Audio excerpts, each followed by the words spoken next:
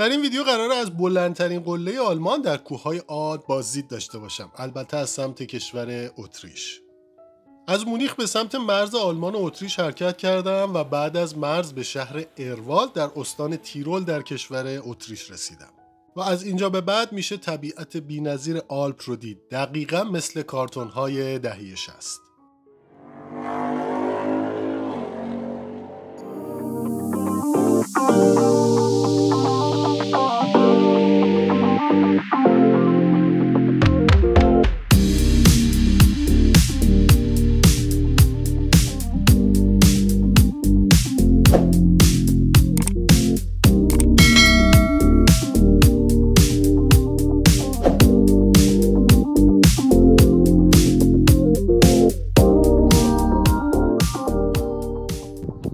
امروز در مرز مشترک کشورهای آلمان و اتریش هستم و قله‌ای که پشت سر من می‌بینین بلندترین قله کشور آلمان در رشته کوههای آلپه، قله‌ای به نام زوگشپیتزه.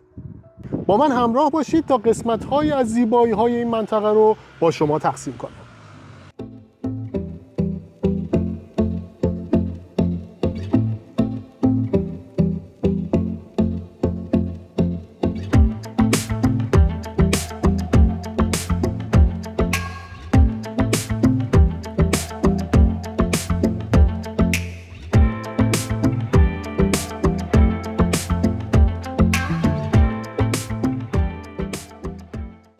این قله بین دو ایالت باواریا در آلمان و ایالت تیرول در اتریش واقع شده و دقیقاً بالای قله یک خط مرزی هست، البته نه مثل مرزهای خاورمیانه بلکه یک مرز خاص و دوست داشتنی.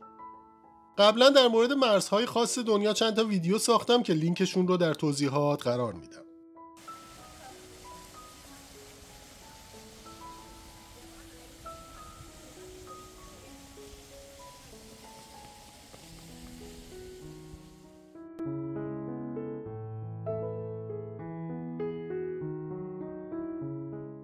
برای رسیدن به قله هم میشه یک صعود طولانی داشت یا از تلکابین استفاده کرد و در 10 دقیقه به بالای قله رسید.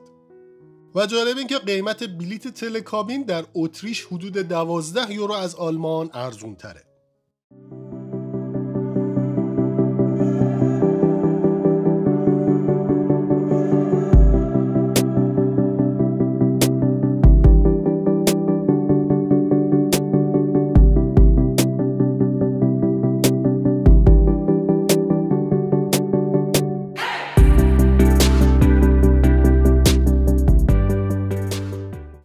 از داخل تلکابین میشه یک نمای زیبا از دریاچه ایبزه داشت که به خاطر آب شفاف و سبز رنگش یکی از زیباترین دریاچه های آلپ باواریا محسوب میشه.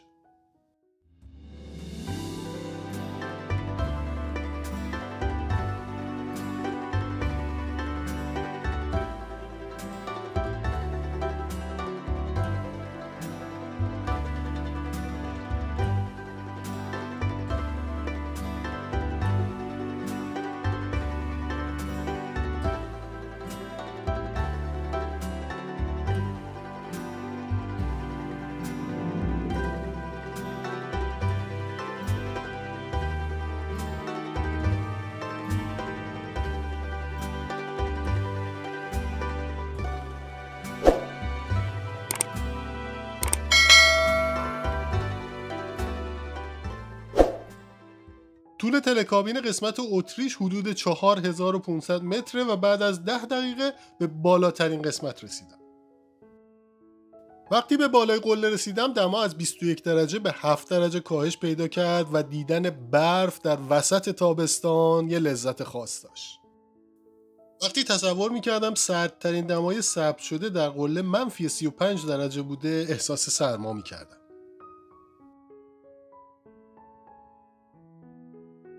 زوگشپیتزه با ارتفاع 2962 متر بلندترین کوه رشته کوههای وترشتاین در کشور آلمانه، ولی در کشور اتریش رتبه بالایی نداره و جزو قله‌های بلند نیست. بلندترین قله کشور اتریش قله گروس گلوکنر با ارتفاع 3798 متره. در مورد این قله هم یک ویدیو کامل ساختم که لینک اون رو هم در توضیحات قرار میدم.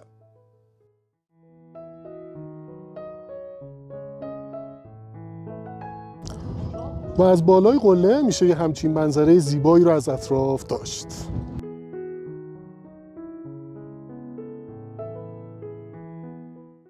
تماشای رقص ابرها بر بالای قله‌های آلپ پوشیده شده از برف یکی از حسای نابیه که در این نقطه از دنیا میشه تجربه کرد.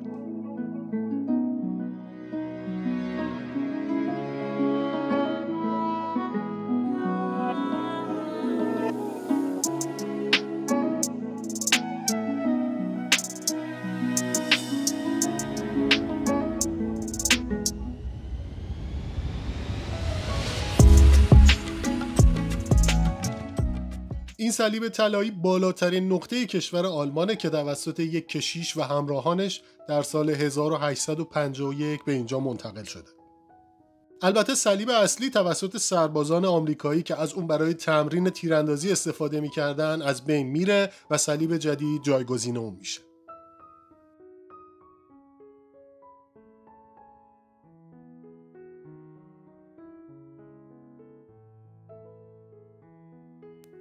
آلپ بلندترین و طولانی ترین مجموعه رشته کوه اروپا است که بین 7 کشور فرانسه، سوئیس، ایتالیا، لیختنشتاین، اتریش، آلمان و اسلوونی مشترکه و حدود 1200 کیلومتر امتداد داره. ناحیه آلپ شامل 128 قله مرتفع تر از 4000 متر که بلندترین اونها مونبلان با ارتفاع 4809 متر در مرز مشترک فرانسه و ایتالیا واقع شده.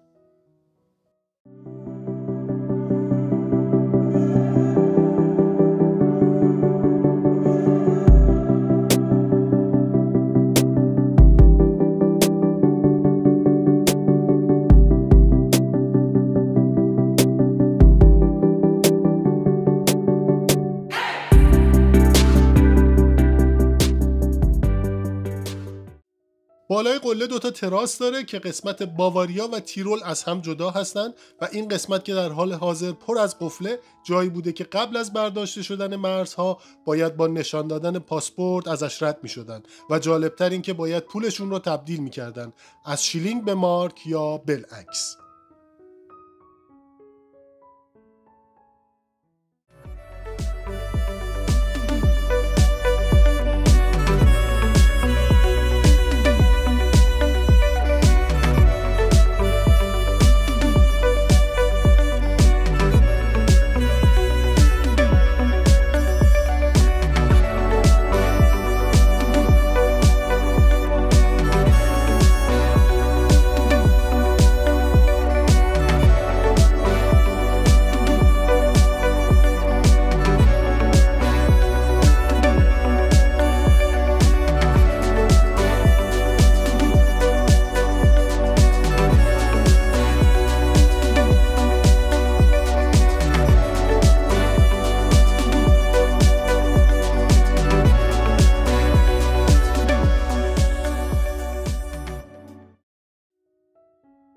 یوزف ناوس کوهنورد اهل تیرول اتریش اولین کسی بوده که در اوت 1820 موفق به صعود از قله تسوگشپیتسه میشه. گفته میشه این قله هر سال حدود 500,000 بازدید کننده داره و امروز من هم یکی از اونها بودم و حالا نوبت برگشت به خانه بود و انتظار برای سفر بعد.